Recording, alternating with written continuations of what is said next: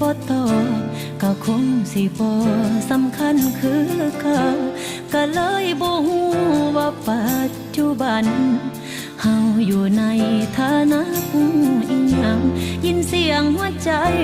มันให้ค่อยๆกระซิบลอยๆว่าเจ็บจังอีกฝั่งของคนที่แค่บ่แค่กันคือเก่าถูกความเหงามาถามซ้ำๆจองจำด้วยค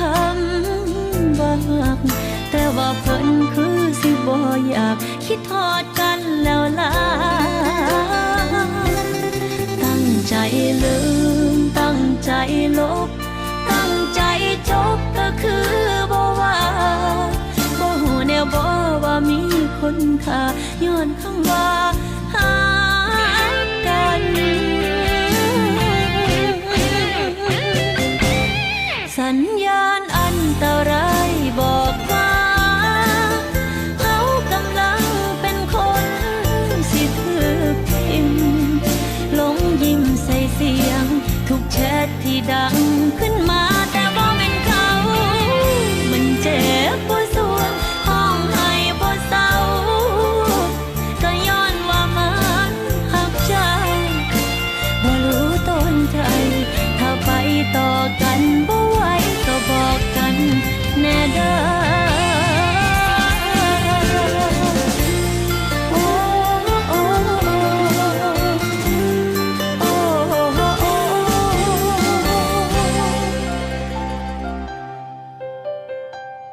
ไปมีคนอื่นมวนซื่นอยู่ใส่เลยบ่ใส่ใจนำเฮาฮักแน่จนเขียนคำฮักกลายเป็นคำแพ้มาทิ่มมาแส่ใส่หัวใจกัน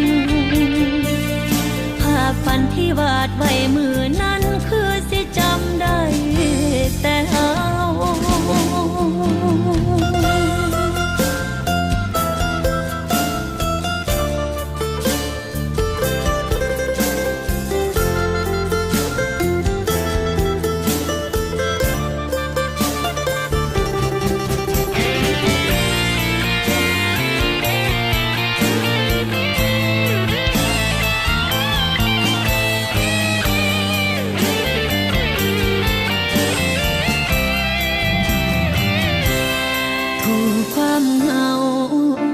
มาถามซ้ำๆจองจำด้วยค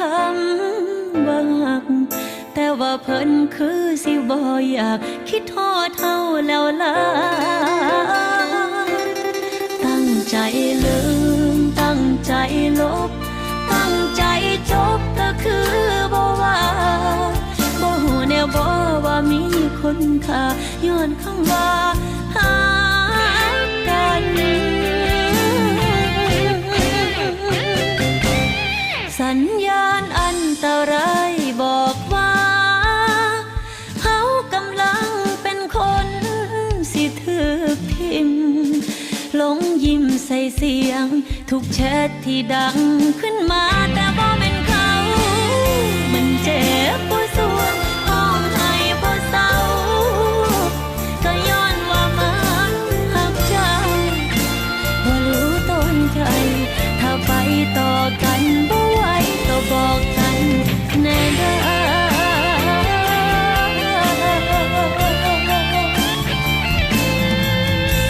ถ้าไปต่อกันบ่ไหวแชทบอกกันก็ได้เด้อ